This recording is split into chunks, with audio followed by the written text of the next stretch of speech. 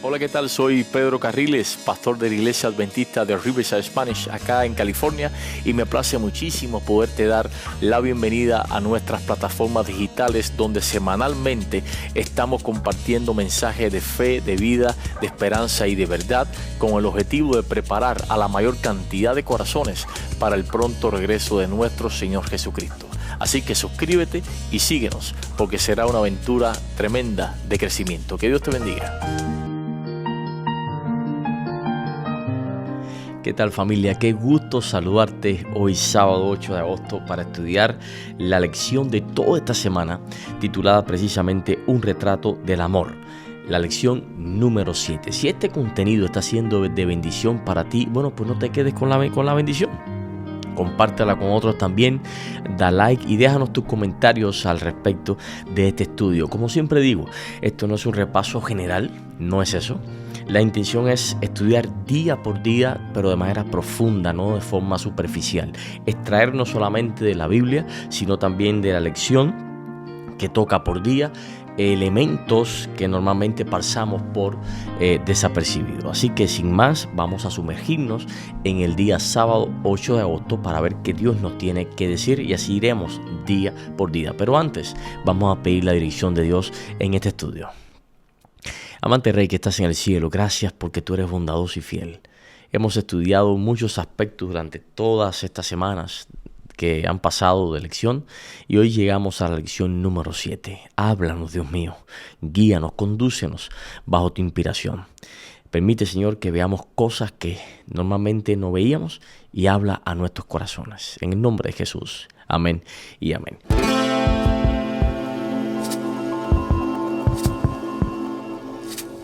El amor conquista todo. Por eso Pablo tenía tanto que decir al respecto. La familia de términos emparentados con el verbo griego agapao, el más común en el Nuevo Testamento para expresar el concepto de amor, aparece más de 135 veces en sus cartas. Esto representa casi la mitad de todas las ocasiones en que dichos términos aparecen en el Nuevo Testamento. Esto debería decirnos algo acerca del tema central de la carta de Pablo a la iglesia de Corinto. Existen muchos pasajes notables acerca del amor en el Nuevo Testamento, como Romanos 8, 35 al 39, 1 Corintios 2, 9, 8 y 3, Gálatas 2, 20, Colosenses 1, 13, 1 Tesalonicenses 3, 12, etc. Pero ninguno es comparable con 1 Corintios capítulo 13. Mira, hay algo que necesitamos entender antes de entrar en esta semana. Y es que 1 Corintios capítulo 13 es uno de los capítulos más conocidos de toda la Biblia, pero también uno de los capítulos más sacados de contextos de toda la Biblia. Lo escuchamos en bodas, lo escuchamos en aniversario, en ceremonias matrimoniales, y por supuesto que puede aplicarse naturalmente al matrimonio, pero Pablo no escribió estas palabras originalmente para una pareja enamorada. No, las escribió para una iglesia que estaba teniendo serios problemas para convivir, y eso cambia totalmente nuestra lectura de este capítulo. Corinto era una ciudad, lo hemos visto en semanas anteriores, extremadamente importante. La ciudad antigua de Corintio había sido destruida por los romanos por allá por el año 146 a.C. y precisamente Julio César la refundó como colonia romana en el año 44 a.C. Entonces ya para los tiempos de Pablo era una ciudad extremadamente conocida, muy importante, una ciudad próspera, cosmopolita, estratégicamente ubicada junto al istmo que conectaba el Peloponeso con el resto de Grecia. Entonces, por supuesto, en consecuencia había comercio, había dinero, había movilidad social y también competencia por el estatus, y todo esto formaba parte del ambiente de Corinto. Entonces, algunas de esas dinámicas entraron a la nueva iglesia que se estaba formando allí. Y por eso en Primera de Corintios encontramos allí creyentes diciendo, bueno, yo soy de Pablo o yo soy de Apolos. Encontramos hermanos llevando a otros hermanos a tribunales. Encontramos diferencias sociales manifestándose incluso alrededor de la cena del Señor. Encontramos competencias en torno a los dones espirituales. Y es precisamente a esa iglesia a la que Pablo entonces le escribe acerca del amor. Y esto es importante porque demuestra que primero a los Corintios capítulo 13 no fue escrito para personas que se llevaban perfectamente bien, no. Fue escrito precisamente porque se necesitaba, ya que se estaban llevando perfectamente mal. Y los corintios estaban preguntándose cuáles dones eran mayores. Pero Pablo cambia automáticamente la conversación. Entonces, antes de discutir qué don tienes, tenemos que preguntarnos qué clase de persona está usando ese don. Porque puedes tener un gran don y tener un carácter bien debilitado. Puedes cantar extraordinariamente bien y ser terrible tratando a otras personas. Puedes conocer incluso de profecía más que nadie y no saber pedir perdón. Puedes enseñar doctrina, ser un gran maestro y sin embargo destruir con la misma lengua que enseña doctrina, destruir a cualquiera. Puedes ocupar una responsabilidad importantísima dentro de la iglesia y hacer sentir insignificantes a quienes están por debajo de ti. O sea, los dones llaman la atención hacia lo que Dios puede hacer por medio de nosotros, pero el carácter revela lo que Dios está haciendo dentro de nosotros. Esa es la gran diferencia. La semana pasada vimos que todo carece de valor, incluso los dones espirituales sin amor. Esta semana profundizaremos en 1 Corintios capítulo 13 y su maravilloso retrato del amor. Veremos, el amor no es tanto una emoción como una actitud que debe manifestarse en la vida, en los hechos y en las palabras, pues de lo contrario no significa nada. Qué interesante, aquí Pablo nos lleva mucho más profundo. En 1 Corintios capítulo 13, verso del 1 al 3, que lo vamos a leer dentro de un ratico, Pablo menciona lenguas, menciona profecía, menciona conocimiento, fe extraordinaria, generosidad, incluso hasta sacrificio. Pero fíjate en algo, por lo menos para mí, sorprendente, ¿no? Y es que Pablo no dice que esas cosas sean malas en sí mismas, precisamente lo contrario. Son cosas impresionantes, necesarias. El problema está en que una cosa buena puede ser realizada desde una motivación, digámoslo así, equivocada.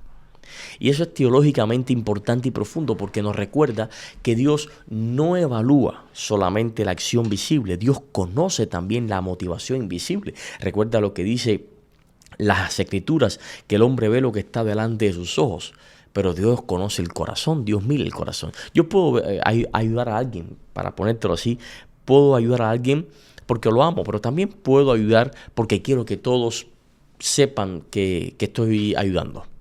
Puedo predicar porque amo a las personas, pero también puedo predicar porque necesito que me lo reconozcan.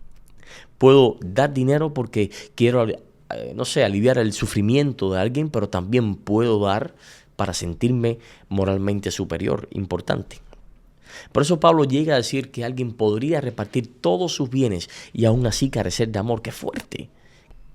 Familia, el Evangelio no solamente transforma nuestras acciones, también purifica nuestras motivaciones. Como veremos, el amor no es tanto una emoción como una actitud que debe manifestarse en la vida. Y en los hechos, en las palabras, pues de lo contrario, no santifica nada. Lo que realmente es y hace el amor se ha revelado plenamente en la vida de Jesús. Aquí aparece una idea totalmente esencial para el estudio de esta semana. La cultura moderna tiende a identificar amor con sentimiento. Entonces, ahí es cuando decimos, bueno, ya no siento lo mismo por ti. No, ya yo no siento lo mismo, como si el amor existiera solamente mientras determinadas emociones permanecen, ¿cierto? Pero la Biblia no niega las emociones. La Biblia no las niega. Es más, el afecto es sumamente importante. El mismo Jesús sintió compasión, lloró frente a la tumba de Lázaro, se conmovió profundamente. Ahí cuando aparece uno de los versículos, para no ser absoluto y decir que es el versículo más corto, dice Jesús lloró. Pero el amor bíblico es demasiado grande para reducirlo a simplemente una emoción. ¿Sabes por qué? Porque las emociones fluctúan, familia.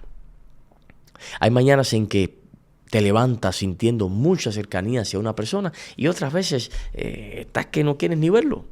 Si el amor dependiera exclusivamente de lo que sentimos, nuestras relaciones quedarían a merced de nuestro estado emocional. Así que el amor bíblico, el amor descrito en la Biblia, incorpora la voluntad, incorpora compromiso, incorpora carácter, incorpora acción. Mientras el mundo identifica el amor por un diccionario, nosotros identificamos el amor por una persona. Por eso Juan 3:16 no dice solamente que Dios sintió algo por el mundo, no. Dice, de tal manera amó Dios al mundo que ha dado a su Hijo unigénito o a su único Hijo. El amor produjo una acción. Y por eso Romanos capítulo 5, verso 8 lleva la idea todavía más lejos. Dice, mas Dios muestra su amor para con nosotros, dice Pablo, en que siendo aún pecadores, Cristo murió por nosotros. Observa cuándo ocurrió. No ocurrió cuando ya habíamos cambiado nosotros. No cuando éramos dignos, no cuando finalmente comenzamos a comportarnos como Dios quería o de manera correcta, no. Dice que ocurrió siendo aún pecadores. Y esto significa que la cruz no fue la recompensa que Dios nos dio después de nuestra transformación. No, la cruz fue precisamente el medio mediante el cual Dios vino a rescatarnos cuando todavía necesitábamos ser transformados. Fíjate, Jesús no esperó que nosotros diéramos el primer paso hacia Él. No, Él dio el primer paso hacia nosotros.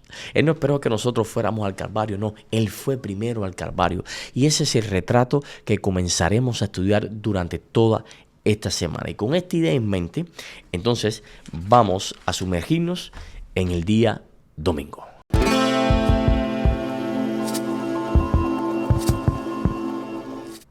La semana pasada abordamos el tema del amor tal y como se describe en 1 Corintios 13. Necesitamos explorar las palabras de Pablo aquí con mayor profundidad. Mira, hoy, en este día domingo, vamos a profundizar en algo que a veces explicamos demasiado rápido. Ahí está la palabra, por ejemplo, ágape. Ágape, quizás hayas escuchado esta explicación muchas veces, que en griego existen diferentes palabras para definir amor. En español tenemos una sola palabra para el amor, pero en el griego hay 3 palabras. Eros significa amor romántico, filia o filía significa amor de amistad y ágape significa amor divino. Un amor perfecto, incondicional. Y eso puede servir como una introducción sencilla, pero lingüísticamente necesita más matices. Las palabras no funcionan en el griego ni en el español ni en un idioma como cajas cerradas, no. Su significado depende del contexto. Vamos a leer lo que dice 1 Corintios, capítulo 13, verso del 1 al 3. Y dice ahí Pablo, dice ahí, si yo hablara lenguas humanas y angélicas, y no tengo amor, vengo a ser como metal que resuena o címbalo que retiñe. Y si tuviera profecía y entendiera todos los misterios y todo el conocimiento, y si tuviera toda la fe de tal manera que trasladara los montes y no tengo amor, nada soy. Y si repartiera todos mis bienes para dar de comer a los pobres, y si entregara mi cuerpo para ser quemado y no tengo amor, de nada me sirve. Qué extraordinario lo que dice Pablo aquí. Pablo construye aquí una escalera impresionante. Primero dice, si yo hablase lenguas humanas y angélicas, o sea, ahí habla de una capacidad extraordinaria para comunicación, para comunicarse. Después sube, dice, si tuviese profecía y entendiera todos los misterios, toda ciencia, ¿no?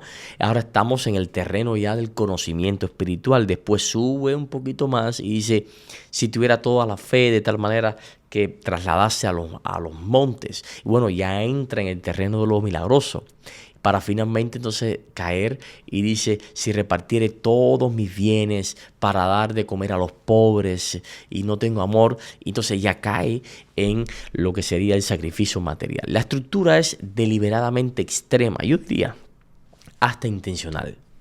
me arriesgaría a pensar eso. Porque Pablo lleva cada posibilidad hasta su máximo imaginable. Y entonces después dice, bueno, sin amor, nada soy. Fíjate que no dice, sin amor mi ministerio es menos efectivo. Nos dice, nada soy. ¿Sabes por qué? Porque los dones nunca fueron diseñados para convertirnos en grandes celebridades espirituales. Los dones fueron diseñados, fueron dados para servir. Y eso nos obliga a revisar cómo medimos la espiritualidad. A veces pensamos que la persona más espiritual es aquella que predica con más énfasis, aquella que predica más fuerte, o que ora mucho más bonito y se extiende un poquito más que los demás, o posee un ministerio mucho más visible. Pero Pablo dice, cuidado, la capacidad puede revelar un don. La manera en que tratas a las personas revela tu carácter. Eso está poderoso. Y aquí aparece entonces una aplicación incómoda. Porque puede existir una persona extremadamente amable delante de una congregación, pero muy difícil dentro de su casa. Pablo no está diciendo que las lenguas, la profecía, el entendimiento, el conocimiento, la fe y la benevolencia sean inútiles. No es eso lo que está diciendo Pablo. Solo son si no están motivados por el amor. El tipo de amor del que habla Pablo no se expresa en frases como me encantan las frutillas, aprecio a mis amigos o incluso quiero a mi cónyuge y a mis hijos. No, tampoco se refiere al tipo de presunto amor que se ve en las películas. Y no es amor erótico o romántico, aunque este pasaje se haya utilizado habitualmente en sermones de boda. El amor al que Pablo se refiere no puede reducirse al afecto, la caridad, la virtud o la benevolencia. Sin embargo, todos ellos lo representan en mayor o menor medida. Este amor es una gracia especial que nos concede el Espíritu Santo. De hecho, el amor en 1 Corintios 13 es la motivación que nos da el Espíritu y que nos lleva a actuar con afecto, caridad, virtud y benevolencia. Es un compromiso total de nuestras acciones, sentimientos y pensamientos en favor de Cristo y nuestro prójimo. Familia, la lección hace una aclaración fundamental, y es que Pablo no está despreciando las lenguas, la profecía, el conocimiento, la fe o la benevolencia. No es eso. Más bien está estableciendo una diferencia entre capacidad y motivación. Los dones dicen lo que puedo hacer, pero el amor dice para quién y por qué lo hago. Y aquí está una de las grandes enfermedades que puede afectar a cualquier comunidad religiosa. Convertir el ministerio en plataforma personal para ser visto. Cuando eso ocurre, familia, comenzamos a competir. Nos molesta entonces que otro predique mejor. Nos incomoda que otro ministerio crezca un poquito más que el de nosotros. Nos sentimos entonces amenazados cuando alguien tiene un nuevo talento y la gente lo está celebrando. Dice Mateo 24, verso 12, dice, y por haberse multiplicado la maldad, el amor de muchos se enfriará. Bueno, ¿y qué provocó ese enfriamiento? Precisamente la maldad, la multiplicación de la maldad, no de la persona, sino del entorno. Aquí hay una advertencia muy profunda. El mal no solamente perjudica a quien lo practica, también puede transformar a quien vive constantemente expuesto a él. Por ejemplo, alguien te traiciona, entonces ya comienzas a desconfiar de todo el mundo. Después otra persona te decepciona y lentamente desarrollas una filosofía, bueno, no se puede confiar en nadie. Quizás ayudaste a muchas personas muchas veces y algunas personas se aprovecharon de tu ayuda o no te agradecieron. Entonces dice, bueno, ya no ayudo a nadie más. Mira cómo muerden la mano de la que comen o cría cuervo y te sacaron los ojos, ¿no? Quizás una iglesia te hirió y termina diciendo, todas las iglesias son iguales. ¿Ves lo que ocurrió? La maldad de otros comenzó a escribir tu propio carácter y Jesús advierte precisamente en contra de eso. No permitas que lo peor que alguien hizo contigo decida la clase de persona en la que te vas a convertir. Eso no significa exponerte nuevamente al abuso, ¿ok? Puedes poner límites, puedes alejarte de una relación destructiva, puedes incluso buscar justicia, no está mal. Pero puedes hacer todo eso sin permitir que el odio convierta tu identidad, o que el odio, mejor dicho, que el odio se convierta en tu identidad, en quien tú eres. El mundo puede enfriarse, pero nuestra temperatura espiritual no tiene por qué depender del termómetro del mundo. Vamos a pasar a ver lo que nos dice el día lunes.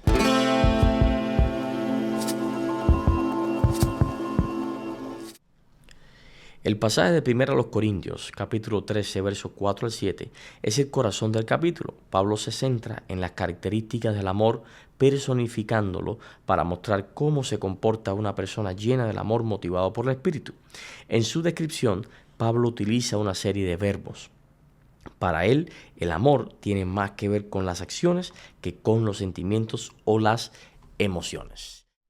Aquí Pablo hace algo magistral.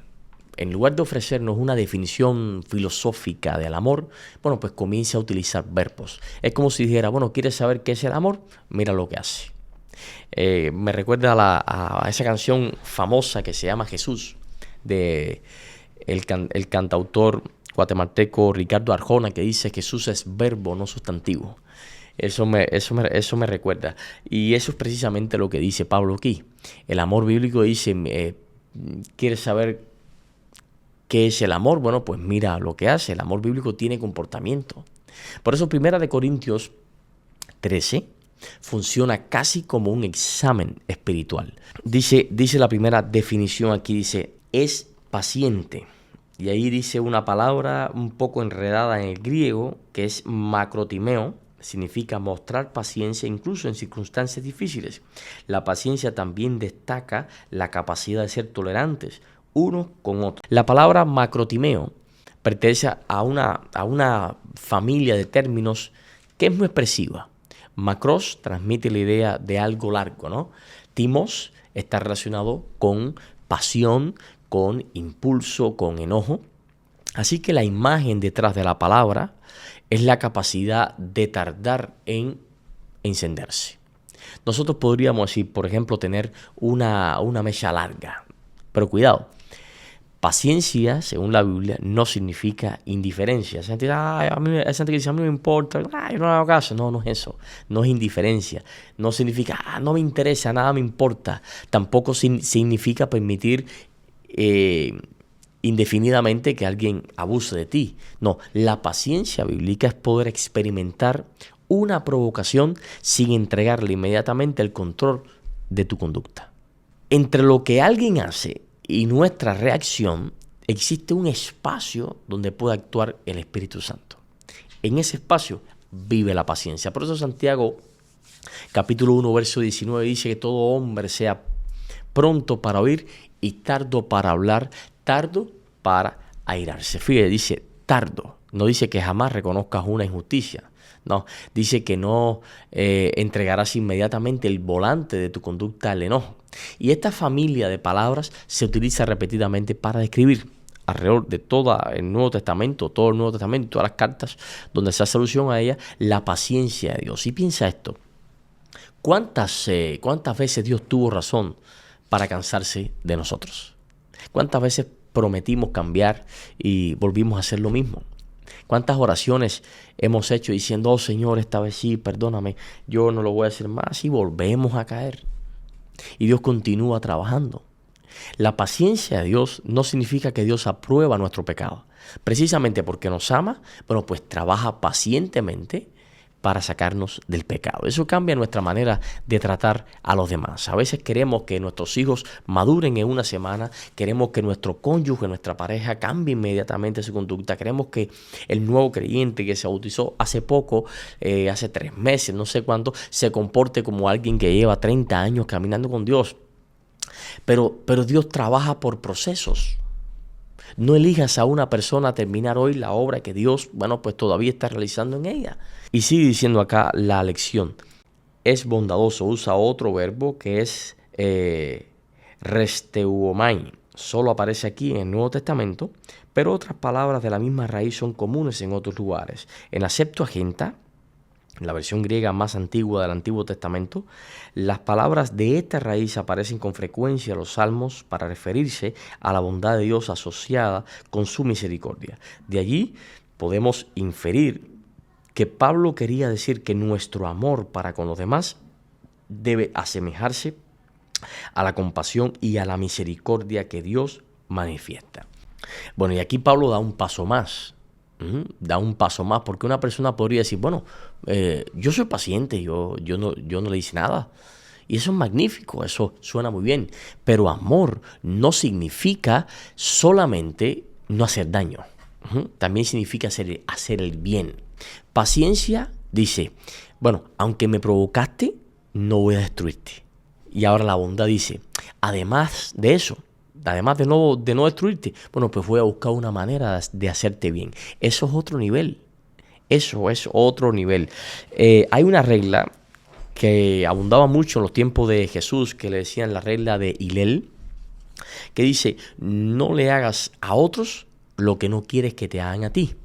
Y muchas veces se confunde esta regla como la regla de oro de Jesús. No, esa es la regla de Hillel. Y Jesús la conocía muy bien porque Hillel era un rabino muy conocido en los tiempos de Jesús. Y esa era la regla que usaban los fariseos. Bueno, pues yo no hago a otros mal, yo no hago a otros daño. Pero ahora, Jesús agarra esa regla y la lleva a otro nivel. Y dice, no es que no le hagas a otro lo que no quiere que te hagan a ti, no.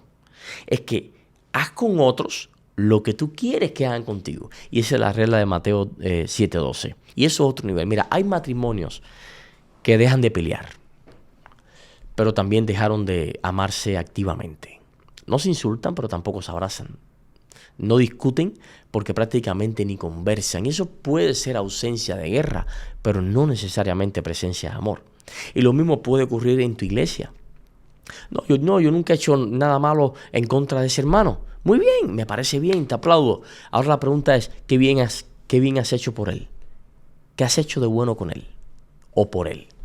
Jesús no pasó por el mundo simplemente evitando hacer daño. El mismo libro de los Hechos, capítulo 10, verso 38, resume su ministerio diciendo que anduvo haciendo bienes.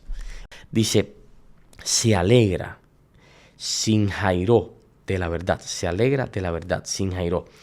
Denota la capacidad de experimentar alegría junto a otra persona.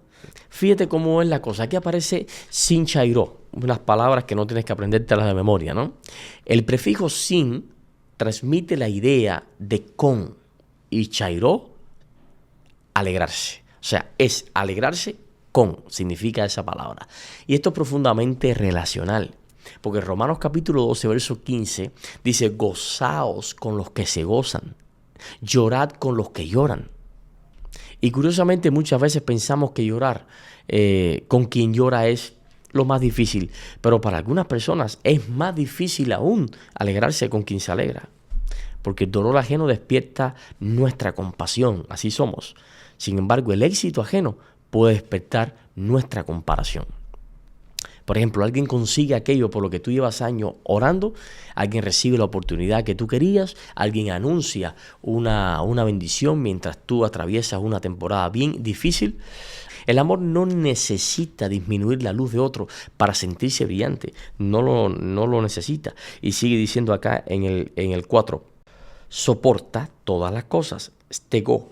Los eruditos debaten si stegó significa cubrir, es decir, no divulgar algo confidencial, lo que también tiene un sentido de protección, o soportar en el sentido de resistir. El concepto de resistencia aparece claramente en 1 Corintios 9:12, lo que lleva a la mayoría de los intérpretes y traductores de la Biblia a considerar la segunda opción como más probable. Fíjate, esta palabra es fascinante porque existe discusiones sobre su matiz.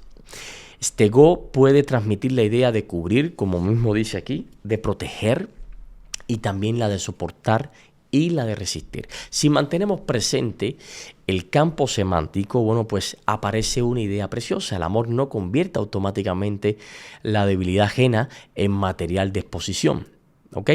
Y hoy esto es extremadamente relevante porque vivimos en la época de las capturas de pantalla. Alguien comete un error y enseguida queremos compartirlo.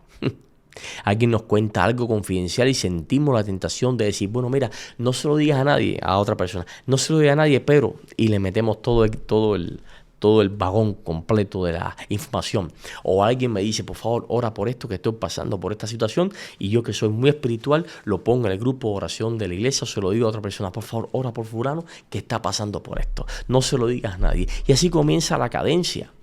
Pero el amor no disfruta exponiendo innecesariamente. Todo lo cree, pisteuo. Pisteuo proviene de la raíz o de la misma raíz que el término griego que designa la fe, pistis. En el contexto de 1 Corintios 13, creer todas las cosas significa otorgarse mutuamente el beneficio de la duda. La idea dentro del contexto del amor es que no vivimos interpretando automáticamente todo de la peor manera posible. Y eso sucede muchísimo, muchísimo. Hacemos una llamada, no me contestó, está molesto conmigo. Le escribo un mensaje, pasan 2 días que no me contesta, está molesto conmigo, tiene algo en contra mía. Quizás estaba trabajando. O pasó y no me saludó y pensamos lo peor, no me pasa de aquí, o yo no le paso a él de aquí. Quizás ni te vio. A ti te dio la idea de que te viró la cara, pero no te vio, fue una coincidencia. Me respondió corto cuando lo saludé, casi ni me saluda. Quizás tuvo un día terrible o se siente mal, como yo ahora con la voz. Entonces, creamos toda una novela con la imagen que se nos fue proyectada. El amor aprende a preguntar antes de condenar. Por eso te digo, familia, no conviertas una sospecha que tengas en una sentencia sin haber tenido, antes una conversación con esa persona, sin haber tenido eso. Y dice aquí, todo lo espera, el pisó. En el Nuevo Testamento el verbo el pisó siempre se refiere a la creencia o expectativa de que algo bueno sucederá. Aquí el amor mira hacia adelante. Esperanza bíblica o la esperanza que enseña la Biblia no es ingenuidad. ¿Okay? Por eso es que no todo lo espera. ¡Ay, qué ingenuo! No es eso. No es una ingenuidad optimista, ¿no? No significa decir todo saldrá exactamente como yo quiero o por gusto todo va a estar bien. No es eso. ¿Ok? La esperanza bíblica descansa en lo que Dios todavía puede hacer. Y eso afecta totalmente cómo vemos a las personas. Por ejemplo, en la escena de Pedro, cuando negó a Jesús. Mira, si hubiésemos escrito su biografía aquella misma noche, posiblemente el último capítulo se habría titulado, no sé, Pedro, el fracaso. Pero Jesús sabía que todavía quedaban capítulos en la vida de Pedro. A veces hacemos exactamente lo contrario. Congelamos a una persona en su peor momento. Este siempre será así. No, este nunca va a cambiar. Cuidado, tú no eres el Espíritu Santo. Así que mientras haya vida, Dios puede continuar trabajando en esa persona. Por eso la esperanza bíblica, la esperanza que enseña la Biblia, se niega a colocar estigmas o un punto final donde Dios quizás solamente puso una coma. Sigue diciendo acá, todo lo soporta, hipomenó. Probablemente no haya diferencia entre los verbos stego e hipomenó en 1 Corintios 13, 7, sino sinónimos, y aquí significan perseverar a pesar de las dificultades. Pablo utiliza hipomenó al final del versículo para evitar la repetición de estegó. Al repetir el mismo concepto, aunque con una palabra diferente, el apóstol llama la atención sobre la fe y la esperanza como puntos centrales. En otras palabras, el amor persevera creyendo y esperando. Y aquí aparece la palabra hipomenó. Hipo significa debajo. Menó significa permanecer. Y la imagen es altamente poderosa. Permanecer bajo una carga sin abandonar. Eso es lo que significa hipomenó. Todo lo soporta. No es pasividad, no, es resistencia. ¿Okay? Es la persona que dice, por ejemplo, esto pesa, pero no voy a permitir que este peso destruya quién soy. No voy a permitir que este peso destruya mi fidelidad.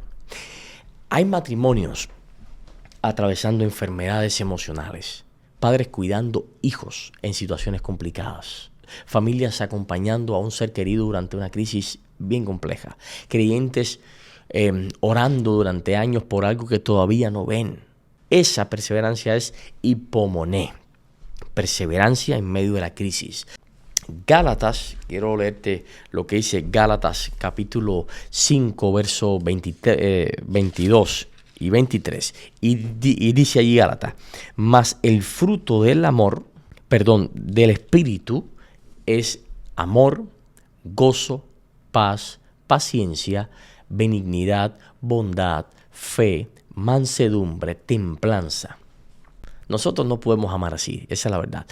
No podemos fabricar ese tipo de fruto. Dice que es fruto, no mío, fruto del Espíritu Santo. Un árbol no produce fruto haciendo ruido. Produce el fruto permaneciendo vivo y conectado a aquello que lo alimenta. Y bueno, hay mucho que hablar de esto, pero vamos a pasar a la lección del día martes.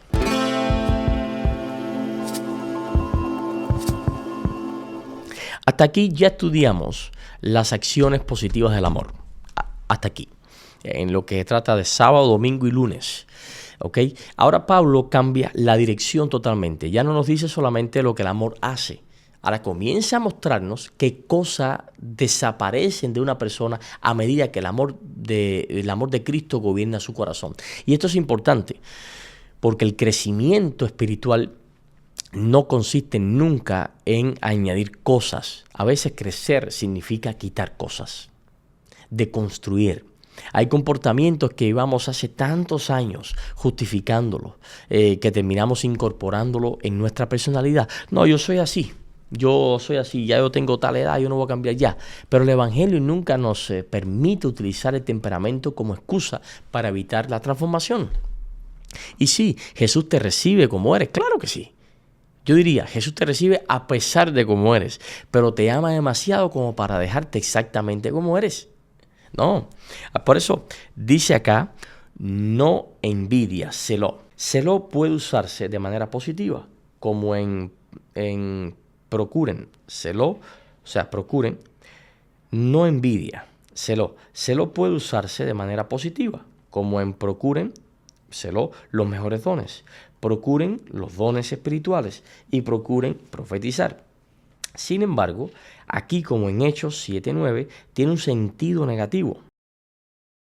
Está bien desear los dones espirituales, pero no envidiar a las personas que los han recibido, pues esto es causa de divisiones, dice Pablo en 1 Corintios 3.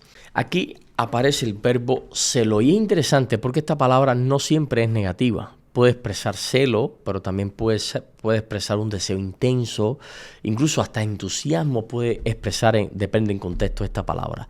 ¿Cuándo se convierte en problema la palabra celo? Cuando el bien que veo en otra persona, en lugar de inspirarme, me molesta porque no me ocurrió a mí. Y esto es mucho más profundo de lo que parece, familia. La envidia no dice necesariamente quiero tener lo que tú tienes, quiero tener tu casa, no. Dice, me molesta que tú tengas la casa que yo quisiera tener. O que tienes lo que yo quería tener. No dice simplemente quiero tu ministerio, no. Dice, me incomoda que Dios esté utilizando tu ministerio y no el mío. Por eso la envidia tiene una característica terrible. Y es que puede convertir una bendición de Dios en una fuente de amargura simplemente porque Dios se la dio a otro. Y esto estaba muy relacionado con la iglesia de Corinto. Recordemos que aquella iglesia estaba obsesionada con comparar dones. Unos poseían determinadas capacidades, otros querían otras cosas. Algunos dones parecían incluso más visibles y aparentemente daban mayor estatus. Entonces Pablo ya había intentado corregir esto en el capítulo 12. Si él predica bien, ¿quién gana? El cuerpo. Si ella canta bien, ¿quién gana? El cuerpo es quien gana. Si aquel hermano tiene un extraordinario ministerio para jóvenes, entonces, ¿quién gana? El cuerpo. Si el ministerio de otro crece más que el mío, Cristo está siendo glorificado. Y ese es el objetivo principal de la iglesia. Cuando necesitas que otro disminuya para sentirte importante, ojo, cuidado, ya no estás buscando propósito, estás buscando comparación. Entonces, ahí es cuando entra el amor, o cuando debiera entrar el amor, porque el amor nos libera de todo eso. Nos libera de todo eso. No es jactancioso o presumido, perpereuomai. La palabra así traducida transmite la idea de arrogancia y deseo de alabanza por parte de los demás. El amor, sin embargo, no hace que la persona se centre en sí misma. Esto queda aún más claro en lo que sigue. Bueno, es muy poco frecuente esta palabra realmente en el griego y describe la conducta de quien se exhibe, de aquella persona que presume, que hace ostentación de sí mismo. O sea, la jactancia necesita público, necesita audiencia. No le basta hacer algo bueno, no. Necesita que alguien sepa lo que él hizo. Y aquí aparece una pregunta muy seria para nuestra época, porque vivimos dentro de una cultura donde constantemente mostramos lo que hacemos. Y no significa que sea malo publicar una actividad, compartir un logro o comunicar lo que está haciendo un ministerio. No es eso. El problema comienza cuando mi corazón ya no disfruta la obra si nadie la ve. Y Jesús habló directamente, de forma frontal, de este asunto en Mateo capítulo 6. ¿Te acuerdas cuando describió a las personas que daban limosna, que ayudaban a las otras personas, oraban y ayunaban, pero convertían sus disciplinas espirituales en escenarios para recibir reconocimiento? Y observa lo inquietante aquí. Podemos utilizar incluso cosas santas para alimentar el ego. Podemos predicar acerca de Cristo y secretamente estar promocionándonos a nosotros mismos. Podemos servir a los pobres y hacer del pobre un accesorio de nuestra imagen. Podemos contar una experiencia espiritual, pero no para glorificar a Dios, sino para que otros piensen que somos súper espirituales. Por eso Jesús dice en Mateo 6, verso 3, mas cuando tú des limosnas o cuando des ofrendas, no sepa tu mano izquierda lo que hace tu mano derecha. Fíjate, Jesús no está prohibiendo literalmente que alguien conozca las buenas obras. No es eso. Está atacando la necesidad de convertir la bondad en un espectáculo. Una buena pregunta para nuestro corazón sería esta. Y me gusta hacer preguntas inductivas para hacernos pensar. ¿Seguirías haciendo eso si nadie supiera que fuiste tú quien lo hizo? El amor verdadero está más preocupado por bendecir que por ser visto bendiciendo. Vamos a leer el tercer punto. No se envanece. Fisió. El verbo fisió aparece en 1 Corintios 8:1. En la notable declaración de Pablo, el conocimiento envanece, pero el amor edifica. Se refiere a una persona que tiene un concepto exagerado de sí misma. Ay, papá, ¿y cómo hay gente así? ¿Cómo hay gente así? Aquí Pablo utiliza una de sus palabras favoritas para describir un problema particular de los corintios. Fisió. La imagen es literalmente la de algo que se infla. Y es una metáfora extraordinaria, ¿no? Porque algo inflado puede ocupar muchísimo espacio sin haber adquirido realmente peso. Por ejemplo, un globo puede ser enorme, depende de la capacidad que tenga para recibir inflación, y seguir pesando casi nada. Y Pablo ya había utilizado estas palabras varias veces en esta misma carta de 1 Corintios. La pone en 1 Corintios capítulo 4 cuando habla de algunos que estaban envanecidos. También la usa en 1 Corintios capítulo 5 verso 2 frente a un escándalo moral. Y dice, bueno, y vosotros estáis envanecidos. También la usa en 1 Corintios capítulo 8 verso 1 cuando presenta el contraste magistral del conocimiento que envanece, pero del amor que edifica. Entonces, fíjate en estos dos verbos. El conocimiento sin amor infla, pero el amor por sí solo edifica. Dice el apartado 4. No se comporta de manera grosera. Asgemoneo.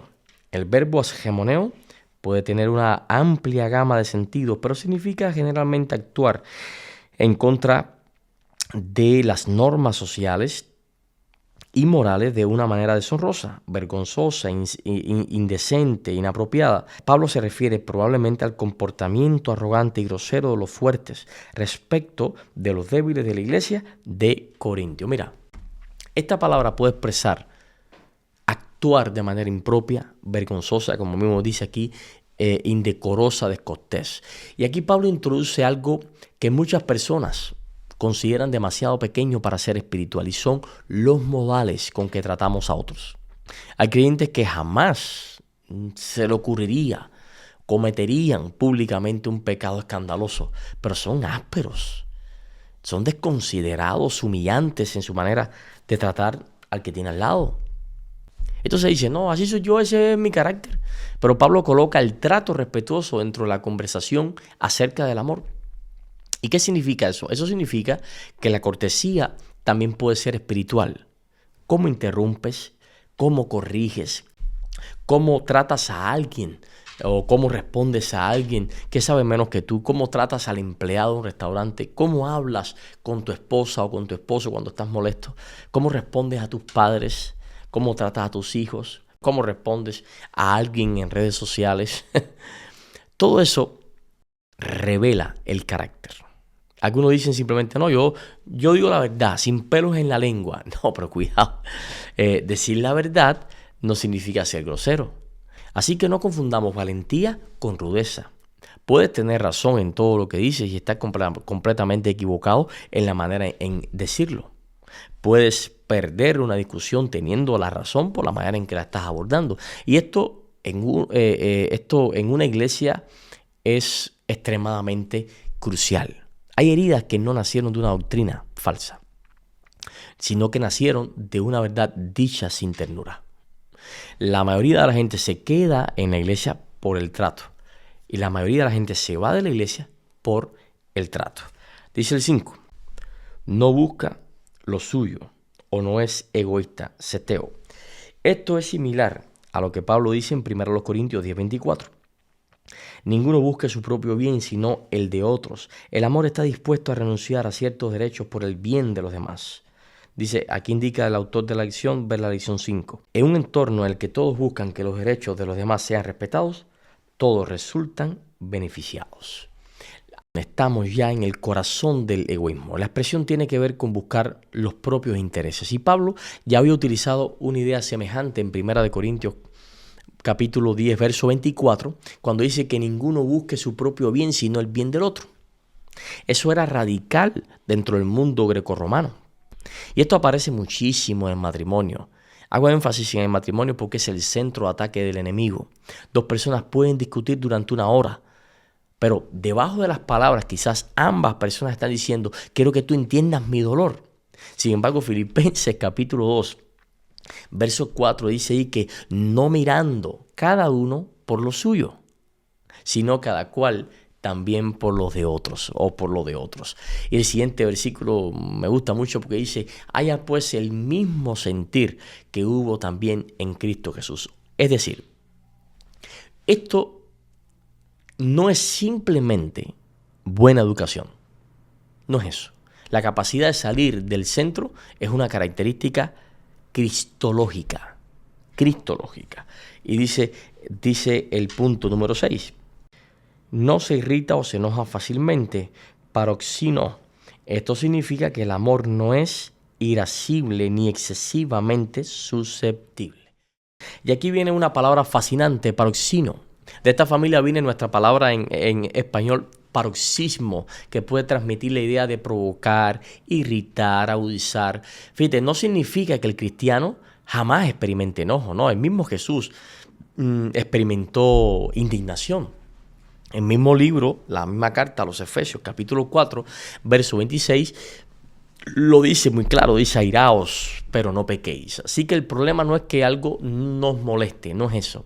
El problema es convertirnos en personas permanentemente preparados para explotar. Estar en una actitud defensiva constantemente. Porque hay personas con las que todavía toda conversación parece caminarse o desarrollarse dentro de un campo minado, no sabe ni qué le va a decir. Y a veces justificamos eso diciendo, bueno, yo soy de carácter fuerte, yo soy colérico.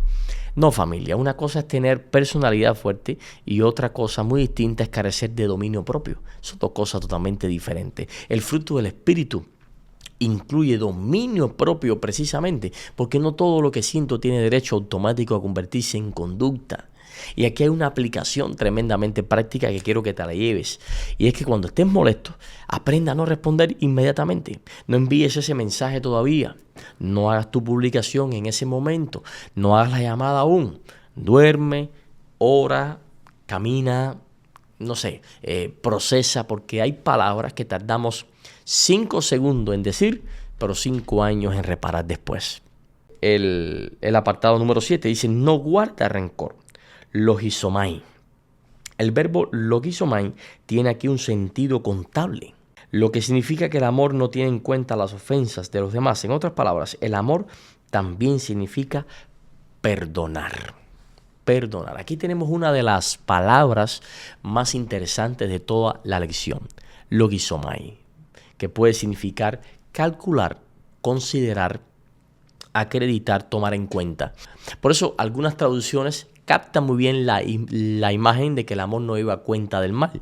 Es casi una imagen contable también, ¿no? Como si cada vez que alguien nos hiere, bueno, pues escribiéramos, debe una ofensa, debe una palabra, debe una decepción, que se debe aquella vez en el 2018 antes de la COVID. Y un día ocurre una discusión pequeña y abrimos todo ese libro mayor.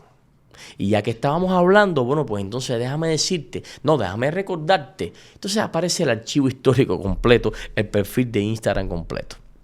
Eso demuestra, lógicamente, que algunas cosas no fueron procesadas todavía, más bien fueron archivadas, pero nunca realmente fueron tratadas desde el punto de vista emocional. Ahora bien, debemos hacer una distinción importante, porque perdonar no significa tener amnesia. Tampoco significa eliminar automáticamente las consecuencias. Si alguien traicionó seriamente tu confianza, bueno, pues puedes perdonar y aún así necesitar un tiempo antes de volver a confiar en esa persona. El perdón puede ser concedido, es cierto. La confianza normalmente, bueno, pues tiene que ser reconstruida. No son exactamente lo mismo. Entonces, ¿qué significa no llevar en cuenta? Significa que no conservemos la deuda con la intención de utilizarla eternamente como un arma. Ahora pensemos en el Evangelio. Si Dios nos tratara a nosotros cada mañana, sacando nuevamente el expediente de todo el pecado que hemos hecho, ¿quién podría vivir? Por eso la experiencia de haber sido perdonados se convierte en escuela para aprender a perdonar, para aprender a no tener en cuenta la ofensa de otro. No se alegra, Jairo, de la injusticia o la maldad. El amor no guarda rencor por las malas acciones de los demás, sino que tampoco se deleita en ellas. Cuando amamos verdaderamente a los demás, no nos regocijamos por sus errores, sino que procuramos ayudarlos. Este último punto es extremadamente actual, porque uno puede participar emocionalmente del mal sin haberlo cometido personalmente. Ahora, ¿cómo, Pedro? Disfrutándolo. Cuando le ocurre algo malo a alguien, por ejemplo, que no te cae bien, en tu interior dice, bueno, qué bueno, al fin le llegó la justicia, se lo merecía.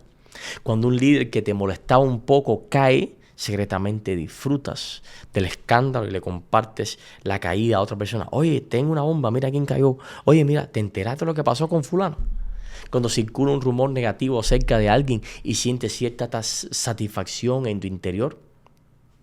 Bueno, pues Pablo dice que eso no pertenece al amor. Y con estas palabras en mente, bueno, pues pasamos ahora sí al día miércoles.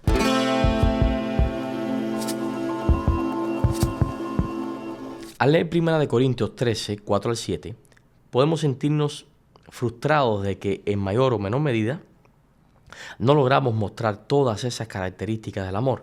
Es probable que Pablo tuviera en mente a la persona de Jesús cuando escribió ese capítulo. De hecho, solo Cristo reveló perfectamente todos esos rasgos distintivos del amor. Por lo tanto, la descripción que Pablo hace del amor es, en última instancia, un retrato de Jesús. Mira, después del lunes y el martes, como dice aquí la lección, alguien pudiera decir, wow, estoy aplastado. Porque hemos visto la paciencia, hemos visto la bondad, la ausencia de envidia, el control del ego, la capacidad de perdonar, de perseverar, de esperar. Y quizá alguien piense, bueno, pues yo no soy así, me falta mucho, es lo peor, me falta mucho por ser así. Bueno, precisamente por eso necesitamos el día miércoles. Porque 1 Corintios capítulo 13 no solamente funciona como espejo para mostrarle lo que me falta, también puede convertirse en una ventana para mostrarme a quién necesito mirar, que es Jesús. Así que la lección del miércoles nos invita a colocar el nombre de Jesús donde aparece la palabra amor. Jesús cumple todas las características que Pablo pone en 1 Corintios capítulo 13 al amor. Mira, Jesús es paciente. es bondadoso, no busca lo suyo, no lleva un registro de agravios para utilizarlos contra nosotros. Jesús persevera.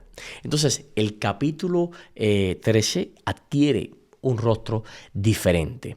Por eso, en Juan capítulo 13, verso 1, ahí dice Jesús, o dice que antes de la fiesta de la Pascua, sabiendo Jesús que su hora había llegado para que pasase de este mundo al Padre, como había amado a los suyos que estaban en el mundo, los amó hasta el fin. Fíjese esta expresión, hasta el fin. Hasta el fin se traduce aquí como eis telos, que puede transmitir la idea en griego de hasta el extremo, o completamente, o hasta la culminación. ¿Y qué hace Jesús inmediatamente? Bueno, pues se levanta de la mesa, toma una toalla y comienza a lavar pies. Necesitamos entrar mentalmente en aquella cultura.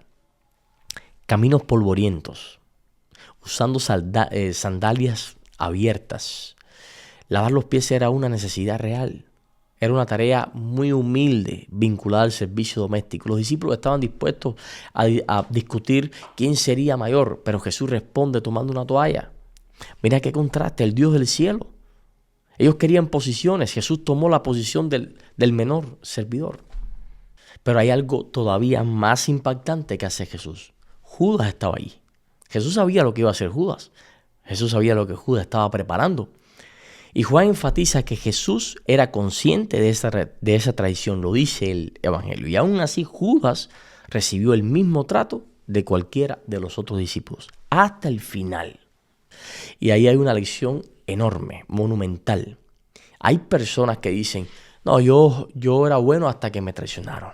O yo soy bueno mientras no me toquen, mientras no me pinchen. Comprensible, se puede comprender. Pero no permitamos que el dolor o el pecado de otra persona tenga tanto poder sobre nosotros que termine reescribiendo quiénes somos, termine reescribiendo nuestro carácter. Eso no puede definir nuestro carácter. Jesús es quien lo define. No puedes controlar lo que alguien haga contigo, pero por la gracia de Dios, esa persona no tiene por qué decidir en quién te convertirás tú. El mismo Pedro había dicho, aunque todos te abandonen, yo no te voy a abandonar. Y ahora después juraba que ni siquiera conocía a Jesús. Y Lucas añade un detalle doloroso. Dice que después de la tercera negación, dice entonces vuelto el Señor, miró a Pedro. Imagínate aquella mirada. La Biblia no describe la expresión facial de Jesús, pero puedo imaginármela. La gracia de Jesús no niega el pecado. Niega al pecado el derecho de tener la última palabra sobre una vida arrepentida. Y ese equilibrio necesita la iglesia. Una iglesia donde la verdad no desaparezca, pero donde el pecador arrepentido tampoco sea aplastado. Y dice el final de la lección, Jesús lo cree todo. Cuando Ananías cuestionó la autenticidad de la conversión de Pablo, Jesús respondió, este hombre es un instrumento elegido por mí. Jesús ve a las personas no como son, sino como llegarán a ser en virtud del poder divino. Fíjate, Hechos capítulo 9 contiene una escena extraordinaria. Jesús le dice a Ananías que vaya a buscar a Saulo. ¿Y qué le responde Ananías? En esencia lo que le dice el Señor, oye, ¿tú sabes quién es ese hombre? Claro que Dios sabía. Ananías conocía la reputación de Saulo, pero Dios conocía también el futuro de Saulo. Y cuando vamos a Hechos capítulo 9, verso 15, ahí dice, ve, porque instrumento escogido me es este. Mira qué clase de diferencia. Ananías veía un perseguidor, pero Jesús veía un apóstol. Ananías veía amenaza, pero Jesús veía instrumento. Ananías veía el expediente completo, pero Cristo veía lo que la gracia podía producir en ese hombre. Ahora, eso no significa tampoco que nosotros debamos ignorar evidencias y confiar ciegamente en personas peligrosas porque se bautizaron o porque son religiosas. No, Ananías recibió una revelación específica de Dios, esa es la diferencia. Pero la aplicación espiritual es la misma. Ten cuidado con declarar terminado a alguien cuya historia Dios todavía está escribiendo. Mira, ¿cuántas veces hemos dicho, ese muchacho, por mucho que se haga, ya no tiene remedio?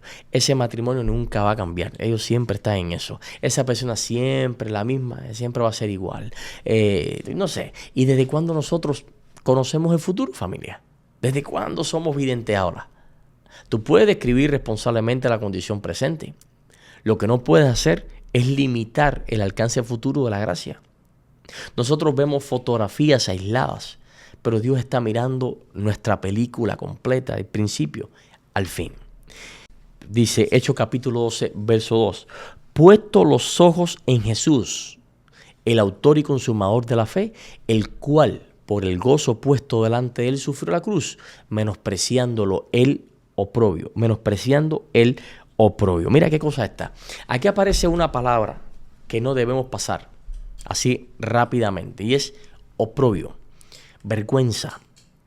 La crucifixión romana no era solamente una técnica de ejecución, era también un instrumento de humillación pública. Imagínate que Roma utilizaba la cruz para comunicar, miren lo que ocurre con aquel que, no sé, desafíe el poder de Roma, nuestra autoridad. El condenado quedaba totalmente expuesto, quedaba totalmente desnudo y era una vergüenza. Eso sin hablarte de la tortura, ¿no?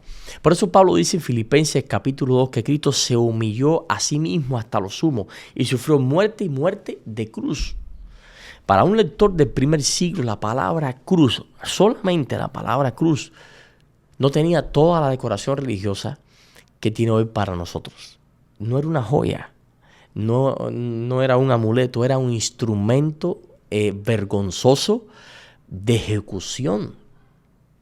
Y Hebreos dice que Jesús menospreció esa vergüenza, menospreció ese oprobio. Fíjate, no significa que no doliera, significa que la vergüenza no fue suficientemente grande como para hacerlo abandonar la misión. ¿Y por qué, pastor? Bueno, porque el gozo puesto delante de él era mayor. No estamos intentando amar para conseguir un lugar en el corazón de Dios. No, amamos porque ya descubrimos que por gracia, por el sacrificio de Jesús, ya Dios abrió su corazón y tenemos ese espacio en su interior, en su corazón. Vamos a pasar a la lección del jueves, que está lo más hermosa.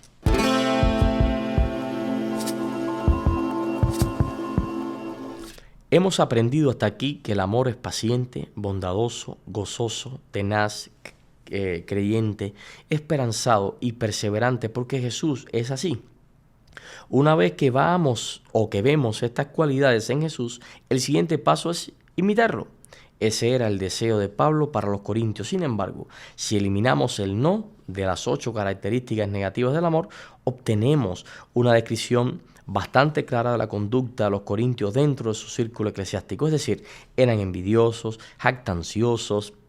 Aquí encontramos algo que normalmente puede pasar por inadvertido y me parece extraordinario. Muchas de las cosas que Pablo dice que el amor no hace coinciden exactamente con cosas que los corintios sí estaban haciendo.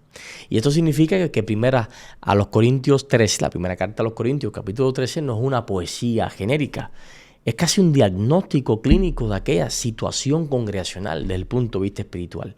Y Pablo dice que el amor no se envanece. ¿Y qué dijo en 1 Corintios 5? Y ustedes están envanecidos. Después dice aquí en 1 Corintios 13 que el amor no busca lo suyo. Pero durante toda la carta encontramos grupos defendiendo sus propios intereses. También dice en capítulo 13 que el amor no se comporta indebidamente. Y la carta contiene problemas de comportamiento incluso durante la cena del Señor. Pero además dice que el amor no se alegra de la injusticia, se goza con la verdad. Y Pablo había tenido que confrontar la manera en que estaban reaccionando frente a situaciones inmorales. ¿Ves lo que está diciendo Pablo aquí? Pablo tomó los síntomas de Corintio y escribió el antídoto. Eso significa que la verdadera teología escondida detrás de la carta de los Corintios siempre termina aterrizando en los problemas concretos que tenía la iglesia. No basta definir el amor. Hay que preguntarnos dónde está chocando esta definición de amor con nuestra iglesia, dónde está chocando con mi familia, dónde está chocando conmigo mismo. Por eso dice en 1 Corintios 13:8 que el amor nunca deja de ser, pero las profecías se acabarán y cesarán las lenguas y la ciencia va a acabar. La expresión que él usa aquí para nunca deja de ser utiliza el verbo piptó, cuyo sentido básico es caer, ¿ok? Nunca cae. Y la imagen es preciosa. Dice que el amor nunca cae, el amor nunca piptó, nunca va a caer. Los corintios estaban fascinados con dones que, por importantes que fueran, pertenecían a una situación temporal. Ahora, ¿por qué existe profecía? ¿Por qué necesitamos revelación? ¿Por qué necesitamos enseñanza? Porque no lo sabemos todo. ¿Por qué insiste entonces? ¿Por qué existen determinados ministerios? Bueno, porque vivimos en un mundo que necesita ser alcanzado, un mundo que necesita ser corregido, consolado, edificado. Pero llegará el momento, llegará el día en que determinadas herramientas que hoy son efectivas habrán cumplido su propósito, habrán cumplido su función cabalmente, pero el amor no. Y aquí tenemos una aplicación que necesitamos, especialmente quienes tenemos responsabilidades religiosas. Nuestros cargos van a terminar. Nuestros ministerios van a terminar también. Nuestros títulos terminan. Un día alguien ocupará la posición que hoy ocupas tú. Nadie es imprescindible.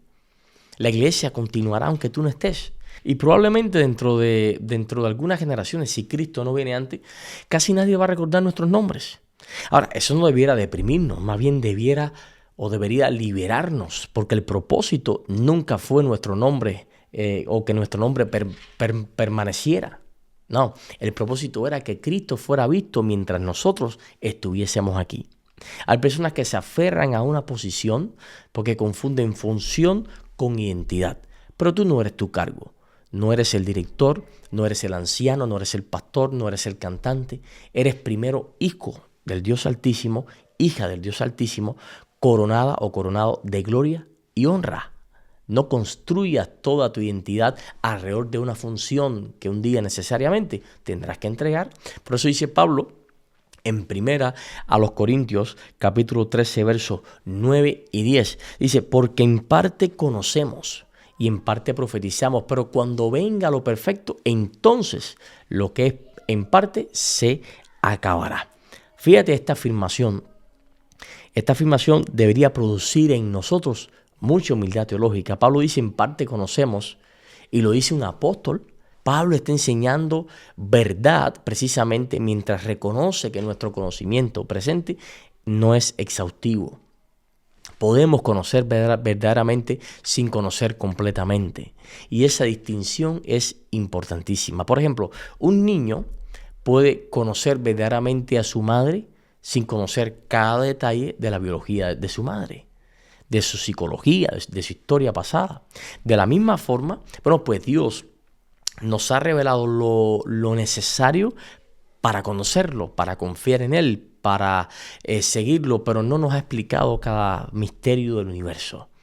Hay preguntas para las cuales la respuesta más responsable sigue siendo, mira, no sé. Y eso no es falta de fe, a veces es humildad. Una fe madura no necesita inventar respuestas para proteger a Dios de preguntas difíciles. No hace falta. Y sigue diciendo Pablo en primera carta a los Corintios, capítulo 13, verso 11, dice, cuando yo era niño, hablaba como niño, pensaba como niño, jugaba como niño, pero cuando ya fui hombre, dejé lo que era de niño. Fíjate, normalmente aplicamos este texto diciendo, bueno, tenemos que madurar espiritualmente. Y es una aplicación legítima, no es que está mal. Pero dentro del argumento, Pablo está realmente ilustrando la diferencia entre la condición parcial presente y la plenitud futura. La infancia no es mala, es incompleta. Un niño no está pecando por no comprender como un adulto, simplemente todavía no llegó a esa etapa. Así también ocurre con nuestro conocimiento actual. Sabemos de verdad, pero todavía somos habitantes de una etapa incompleta de la historia de la redención. Eso nos enseña paciencia incluso con nuestras preguntas. Hay cosas que ahora no entendemos porque todavía estamos viviendo en medio de una historia que se está desarrollando. Pablo también sigue diciendo, o ahora vemos por espejo oscuramente, dice mi versión, mas entonces veremos cara a cara. Aquí aparece uno de los detalles históricos más hermosos del capítulo. Cuando nosotros escuchamos la palabra espejo, imaginamos un vidrio con una superficie reflectante detrás, ¿no? Ese no era normalmente el espejo del mundo de Pablo. Los espejos del mundo de Pablo, los espejos antiguos, se fabricaban especialmente con metal pulido, particularmente bronce u otros metales. Entonces eso producía un reflejo real, pero no comparable con la nitidez de nuestros espejos modernos, con la realidad. Entonces Corintio era conocida en la antigüedad por su artesanía y por producir productos metálicos. La imagen entonces de un espejo metálico habría sido completamente comprensible para sus lectores. En otras palabras, lo que Pablo está diciendo, así conocemos ahora. Vemos, pero no con toda la claridad que un día tendremos. Y aquí tengo una palabra para quien está atravesando algo duro, algo que no entiende, una experiencia sin explicación. Tal vez dice, bueno, ¿por qué Dios permitió esto? ¿Por qué murió esta persona? ¿Por qué aquella puerta se cerró?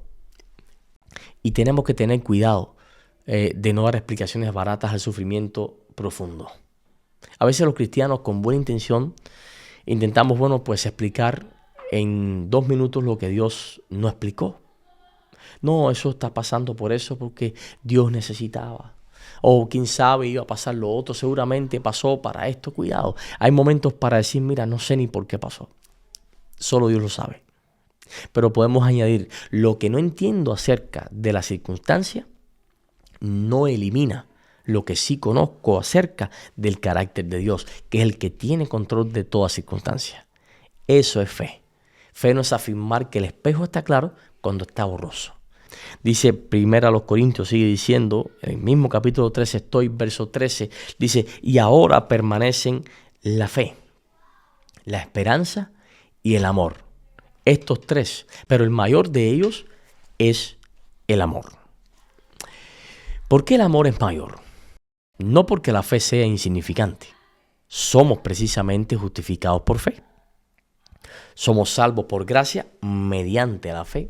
Ni porque la esperanza sea secundaria, no, la esperanza sostiene nuestra mirada hacia el futuro. Pero el amor tiene una relación especial con la eternidad porque refleja directamente el carácter de Dios. Cuando lees 1 de Juan capítulo 4, verso 8, ahí dice que Dios es amor. Ahora bien, cuidado con invertir la frase, ¿no? Juan dice, Dios es amor, no dice que cualquier cosa que nuestra cultura llame amor sea automáticamente Dios. No es eso lo que dice Juan. Es Dios quien define el amor. Por eso el amor bíblico nunca puede separarse de la verdad. Nunca puede separarse de la santidad y mucho menos de la justicia de su propio carácter divino. Y aquí tenemos una manera preciosa de cerrar. Una manera linda de cerrar. Hoy vivimos por fe porque todavía no vemos todo. Vivimos con esperanza porque todavía esperamos la consumación. Pero el amor ya nos permite comenzar a vivir ahora según la lógica del reino futuro. Y de esta manera entonces vamos a concluir con el resumen del día viernes.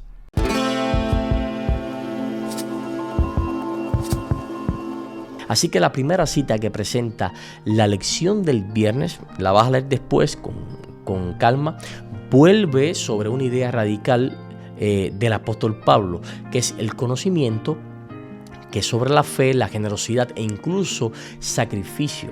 Todo esto pueden existir sin que el amor haya alcanzado el centro de la persona. Y quiero que pensemos en algo. Es posible hacer cosas cristianas sin tener todavía un carácter parecido al de Cristo. Eso debería estremecernos, familia. Debería estremecernos porque es mucho más fácil medir actividad que carácter. Es mucho más fácil parecer que ser.